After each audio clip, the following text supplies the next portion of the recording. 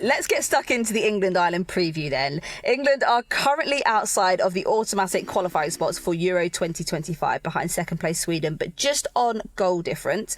They play their penultimate qualifier at Norwich City's Carrow Road on Friday, where they host the Republic of Ireland. A win here and a win in their final qualifier against Sweden would guarantee England automatic promotion. But first things first, why are we playing two huge qualifiers right in the middle of the off-season?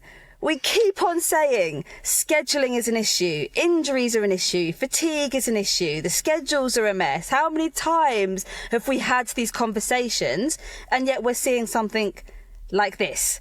Like, Sarina's spoken up about it again. She's admitted it feels strange, which I think is her just being she's always very so polite, pragmatic about how she probably really feels.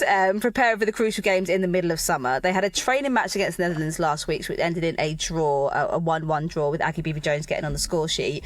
But Rach, I mean, what I really don't want you to duplicate responses that you've already given in previous pods about how frustrating the situation is. But if you could just summarise it again, that would be great. It is like, I remember when this came out, this calendar, and we'd just come off the back of a World Cup and we had an early September window. I remember before the WSL had even started. Mm-hmm. And then I remember thinking, it goes all the way around to July, and then you've got an Olympics. So yeah, I remember when we first saw that, it just really hard to wrap your head around. I do think it's the last time we'll be seeing this window though, mm-hmm. With the new calendar coming out, which is good. But yeah, it's a really difficult one because you've got players, being able to have a bit of a break. And I think we've seen a lot of players having a nice time away, which is lovely. I don't know how much of a... Time away is an absolute understatement for what some of the Lionesses have been getting up to. I have seen nothing but Wimbledon fits and Formula One fits and Cannes Festival appearances. Like, honestly, it just looks like they're living their absolute best lives. I'm so jealous. But also, a lot of those trips are super close to home. Why? Because they probably can't afford to go on a proper break really far away, because they have to factor in that they have to come back within so many weeks. And also 100%, that wasn't a criticism of those going to those events. They're entitled to their free time and to 100%. Enjoy events 100%, yeah. But you kind of almost feel like, yeah, great, Silverstone in England, Wimbledon, lovely in England. Mm-hmm. Like, it's, how much of an actual break and switch off do they get? It's because it looks sunny. You think they're further afield. Yeah, and they're dressed so fantastic. But yeah, I do think it's nice as well that England are factoring in weekends, like players come in for training and they can go away for weekends and stuff, so that's nice. But yeah, I really pity the players in these games, that not for England, but like the games where teams are also having to deal with Olympics, and a whole other tournament that they have to think about as well. So yeah, this window is a weird one. It does feel like deja vu a little bit to last season, where we kind of started the season. We had one WSL game and then we were straight into the Women's Nation League. We were on international break for 2 weeks and then we were back into the WSL, and then I think we had another international break straight after in October, and it was a bit like, what the hell is going on here? But like you said, hopefully the situation will be kind of resolving itself and ironing out some of these kinks. Back in April, England secured the first win of their campaign with a 2-0 victory against Ireland. How they set up against Ireland last time out. So they had Ella Toone and Jess Park got the nod over Grace Clinton and Georgia Stanway. Jess Carter replaced Niamh Charles, and Hannah Hampton started over Mary Earps, not down to injury.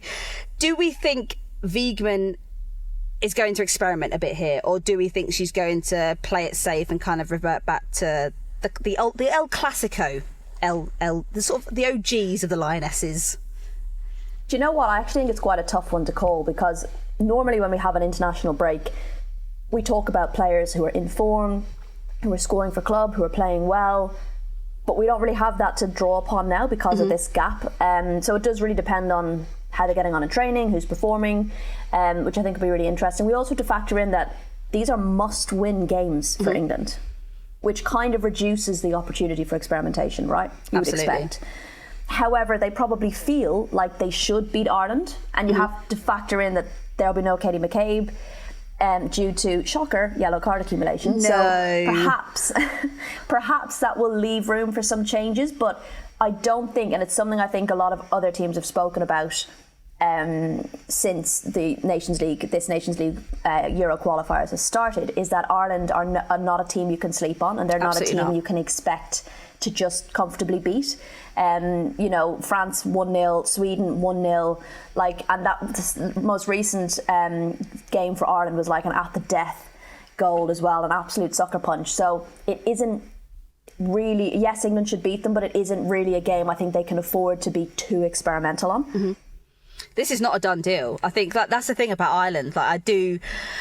Whilst I am very, very fearful of this game, it's not one they can be complacent about as well. I think you're completely right. I've seen some of the Ireland performances, particularly against that Sweden game. I remember it was so close, and I was like, that is a game that could have easily gone either way. And I think probably on balance, maybe Ireland had the better game, but we're just unlucky in not converting some of their chances. So I agree. It's not one that you can kind of start fiddling around with squads or giving players that don't have many minutes kind of a bit of a run out in terms of kind of, we're expecting just to get this one over the line, because it matters so much. We got knocked out of the Olympics not that long ago. To get knocked out of the Euros when we're the reigning champions would be it would be devastating, absolutely devastating. Well, they'd have playoffs, so at least there's that for wherever you come in this group, you at least have the playoff route. You have that kind of mini second chance. But it would be a bit shocking, all right, if England didn't automatically qualify. Christ, can you imagine? Well, on one hand, I'm like, it would be absolutely disastrous, right, if they don't automatically qualify. But on the other hand, I'm like, well, that was the whole point of the Nations League, was to make it more difficult. So Rachel, what do we expect? Yeah, but I want it difficult, but not difficult that the Lionesses don't progress. I want it hard, but not that hard. For God's sake, guys. I'm not stupid, Christ. Mary Earps and Niamh Charles are both set to be fit. They travelled with the squad to the Netherlands last week to continue their rehab as they recover from injuries. Lauren James has been ruled out of England's 2 final fixtures due to a foot injury, which also saw her miss both games against France. How much of a blow do you reckon LJ not being there is going to be? Also, LJ was another one that I saw at Wimbledon with that beautiful light green cardi, looking absolutely incredible watching Naomi Osaka. It was quite the vibe. But anyway, I've got quite into fashion this summer apparently. Clearly. I can't wait to see what you're wearing for our first studio record. She is a player you miss. You miss her confidence, her kind of that little cockiness she brings on the pitch, her ability to find those through passes, her versatility and to stretch play. And I think sometimes when they're playing a team that are a deeper block, you need that person that can just unlock those passes. So you do miss her. She was key in the first game as well. Obviously got a goal against Ireland. So she's a big loss, but I do think there's a lot of quality. You've got players like, through the middle, you've got a Jess Parker or a Grace Clinton that I think brings some real energy to the midfield. And you've got plenty of wingers for England that are fast and impactful. So against Ireland, I don't think she'll be a massive miss. But I do think when she doesn't play for England, you do definitely notice her missing. She is a big impact player, don't you think?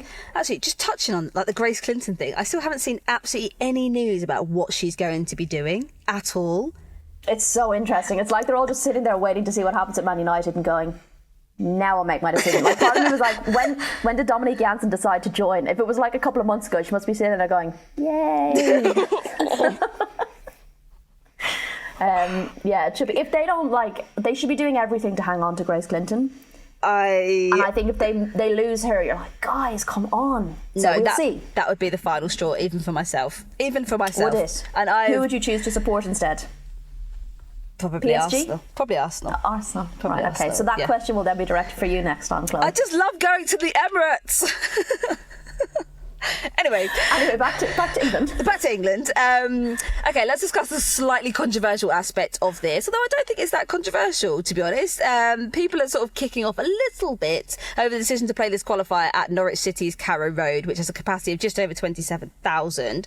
Some fans a little bit irked that they're having to travel from Ireland. I mean, it is what it is. I don't think it's just Irish fans irked that they have to try and get to Norwich, to be totally honest. It's a difficult place to get to, for sure. But I do actually really rate the fact that they are moving football to make it less London and Manchester centric. They are trying to. Absolutely fine, but England's massive.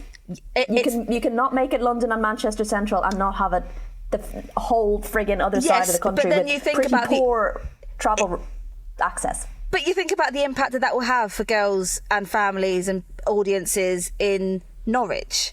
Well, they played there before. What impact did it have? Was it huge then too? No, but you just think it's just quite nice to kind of open up the area to different I think, footballing and sporting events. Like, we can't Sure, just I just monopolise think- Birmingham, Manchester, London, like, all the time. I think if you could have put some of the other games there, I know they're looking at Ireland and thinking minnow team, we'll put them wherever, but I actually think you could have really packed out a stadium playing Ireland in a bigger venue, because you'd have a huge amount of Irish living in England and a huge amount of Irish travelling, and you could have really filled a big stadium. So in terms of opportunity, I think you could have put Sweden there, for example, or whatever. You know, I think, yes, fine, spread it out around the country, great, but I just think actually the Ireland game is the one where you would have got probably a massive number of fans. So I think just in that respect, huge amount of Irish living in Liverpool or in Birmingham, or, you know, and I just think from that respect, not in terms of disrespecting Norwich, but like from that respect, it's a shame. I also think, doesn't the owner of Norwich, they're not great with the old women's team? There are some interesting comments made about women's football. They're not, as far as I can remember, but they do have Delia Smith as the owner of the men's club. So where are you? Yeah, maybe they've done it for her. I don't know. No, but I just feel like there haven't been great comments that have come out there about women's football either, and then you end up rewarding it as well. But yeah, it'll be interesting. I do know quite a few Irish who aren't coming now because getting to Norwich is really not that easy. So, which is a shame, but you know, at least with 27,000, you expect to sell out. You expect it to be noisy at least, and a good vibe, and it's going to be a really interesting game anyway. Wherever you play it, it's going to be an exciting game. Absolutely, and I think given the fact that Ireland can't now qualify automatically after losing all 4 of their group matches, instead they're going to enter the playoffs. They have so much to go into this game with. I just think it's going to bolster kind of this feeling of trying to upset things even more. Yeah, there's a lot of layers to it, and you know, perhaps that's something that wasn't maybe recognised originally in the draw, is the extra layer that comes with it. But I think what's great about this group for Ireland is, like, they'll have gone in there, and in terms of expectations, they're going to want to have won where they can, right? But they're going to go in there realistic in terms of their opposition in the group and what they can actually get out of playing this level of football. I think they've massively turned up. I don't think any of those teams take Ireland for granted now. I think after the first game, every team has gone, okay, this isn't just some guarantee win in this group, which I think is huge for them. You know, I think the fact that they'll be missing Katie McCabe is massive and frustrating, because some of the yellow cards that she did pick up during the campaign so far have been stupid, unnecessary yellow cards, which probably isn't a huge surprise. But I don't mind her getting a yellow card for a tackle, right? Or something like that, but some of the stuff is unnecessary, whether it's I don't know, I can't remember what they're all for, but when it's stuff like kicking a ball away or dissent or whatever, you're like, this is stupid, and this is what it leads to. But I also think they've given a good account of themselves in previous fixtures when players who we would normally rely on, for example, so like when Denise O'Sullivan wasn't available, I think players really stepped up. Some of the younger players really stepped up despite their age, and I think what this group has given the players the younger players in this squad, they realise that actually they can play at this level. It's given them a huge boost. They don't kind of go in fearing teams now, and I think that's massive. So they're really taking everything they can out of the experiences, and like I said, they'll go up there riled up that it's an England game, first of all, and really proud of their performance at the Aviva last time round. So it's just another layer to the already exciting match.